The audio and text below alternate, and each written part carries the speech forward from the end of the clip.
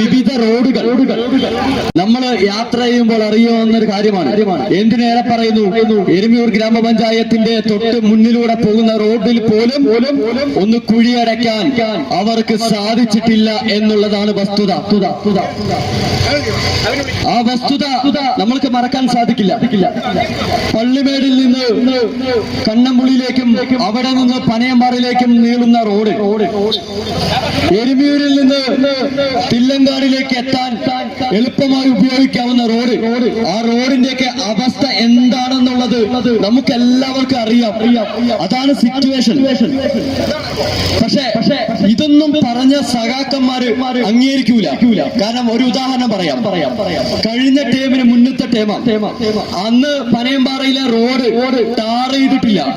അരി എത്ര എന്ന് ചോദിച്ച പയറഞ്ഞാടി എന്ന് മറുപടി തരുന്ന സഖാക്കളാണ് പനയമ്പാറയിലെ ഐശ്വര്യം എന്ന് പറയാൻ ആഗ്രഹിക്കുകയാണ്. കാരണം അവിടെ ആ റോഡ് ടാർ ചെയ്ത് കഴിഞ്ഞാൽ എന്റെ ചെവിയും മൂക്കും അരിഞ്ഞവിടെ താഴെയിടും എന്ന് പറഞ്ഞ ചില സഖാക്കന്മാരുണ്ട്. കാരണം അവരുടെ ഭരണമാണ്, അവരുടെ ഭരണസമിതിയാണ്. പക്ഷെ പനയമ്പാറയിൽ ഞങ്ങളല്ലാതെ ഒരു റോഡ് വരാൻ പാടില്ല. എന്താ കാരണം? അന്ന് അവിടെ ജയിച്ചിരിക്കുന്ന വാർഡ് മെമ്പർ കോൺഗ്രസ് ആണ്, ഓമന. അതുകൊണ്ടാണ് ഓമനയുടെ നേതൃത്വത്തിൽ റോഡ് വന്നു കഴിഞ്ഞാൽ പിന്നെ ഈ 25 വർഷക്കാലം ജനങ്ങളെ